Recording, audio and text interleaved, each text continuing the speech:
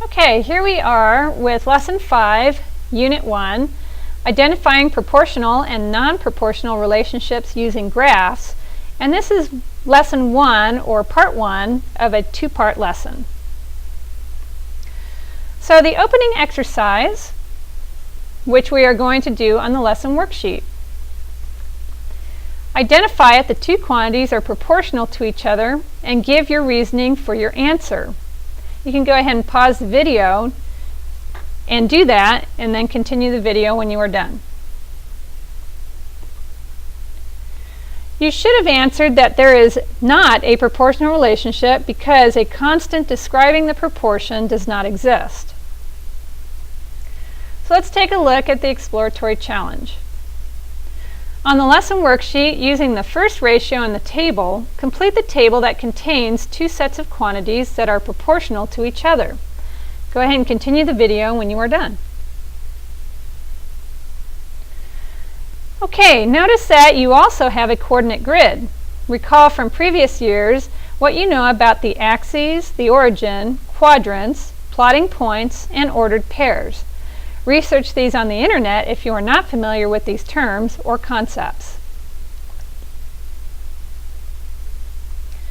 Using the ratios in the table, express the four ratio pairs as ordered pairs.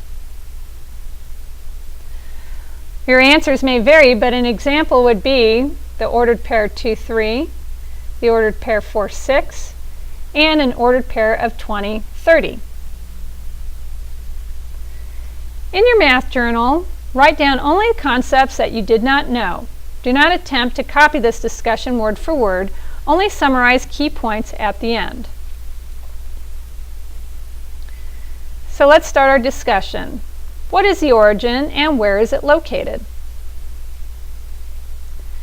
Well, the intersection of the x and y axis at the ordered pair 0, 0. Why are we going to focus on quadrant 1?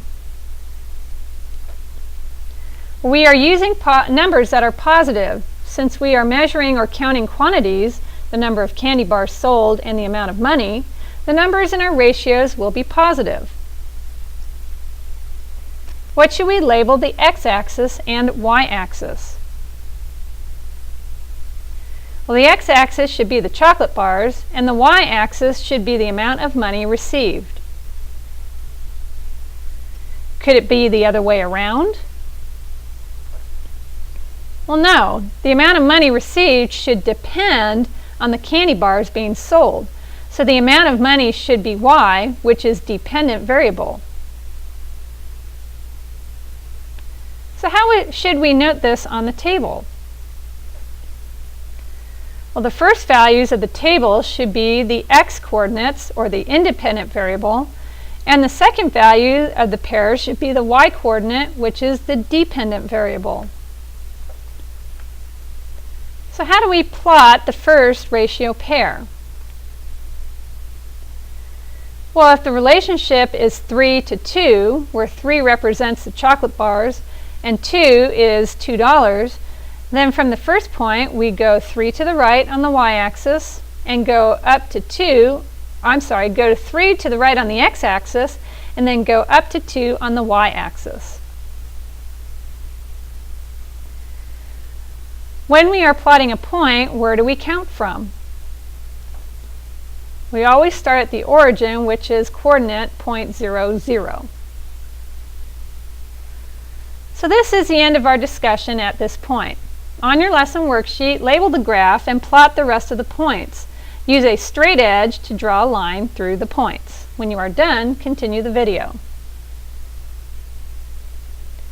Okay, now we're going to start a new discussion again. Summarize what you need in your math journal. So what observations can you make about the arrangement of points?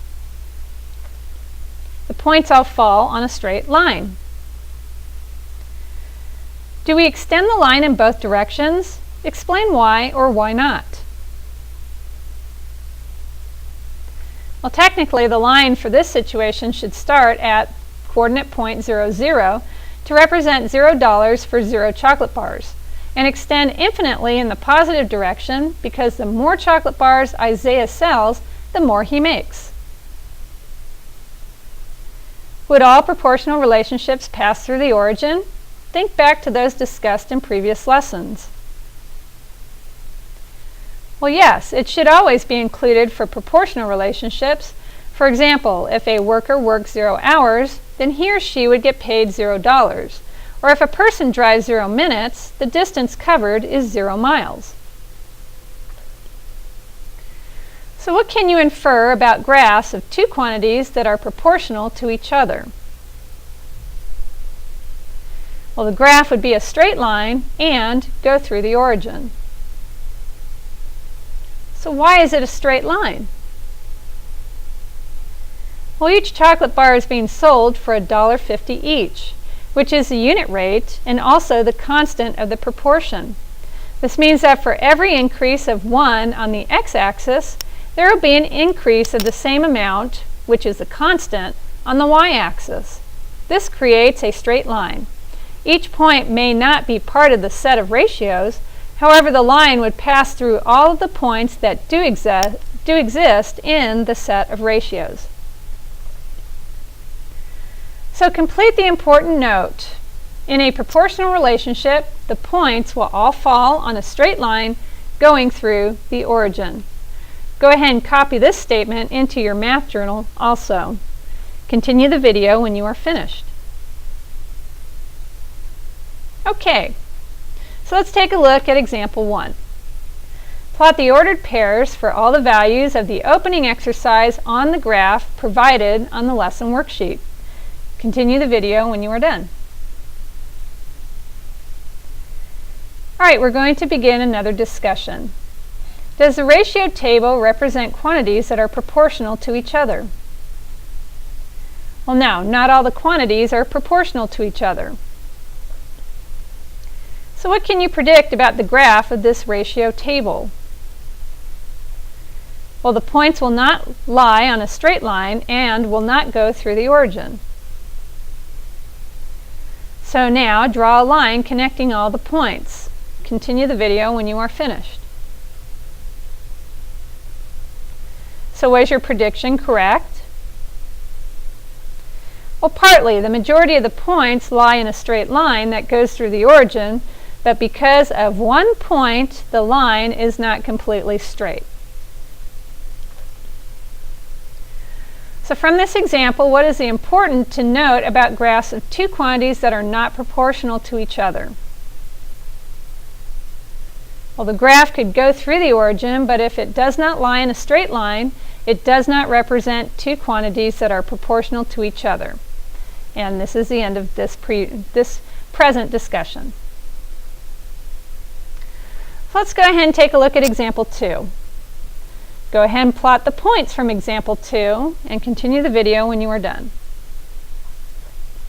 Okay, so how are the graphs of the data in examples 1 and 2 similar, and how are they different? Well, in both graphs, the points lie on a line.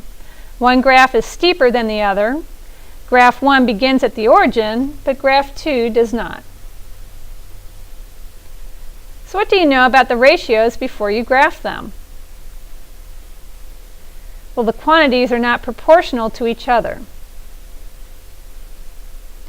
What can you predict about the graph of this ratio table? Well, the points will not lie in a straight line that goes through the origin. So draw a line connecting all the points. Go ahead and continue the video when you are done. Okay, so was your prediction correct? Well, no, the graph is a straight line, but it does not go through the origin. So what are the similarities of the graphs of two quantities that are proportional to each other and the graphs of two quantities that are not shared? Well, both graphs can have points that lie in a line, but the graph of the quantities that are proportional to each other must also go through the origin. All right, so let's wrap this up. How are proportional quantities represented in the graph? Well, they are represented in a graph where the points lie in a straight or on a straight line that passes through the origin. So what is a common mistake a student might make when deciding whether a graph of two quantities show that they are proportional to each other? Well, both graphs can have points that lie on a straight line, but the graph of the quantities that are proportional to each other also goes through the origin. In addition, the graph could go through the origin, but the points do not lie on a straight line. Okay, we'll see you in class.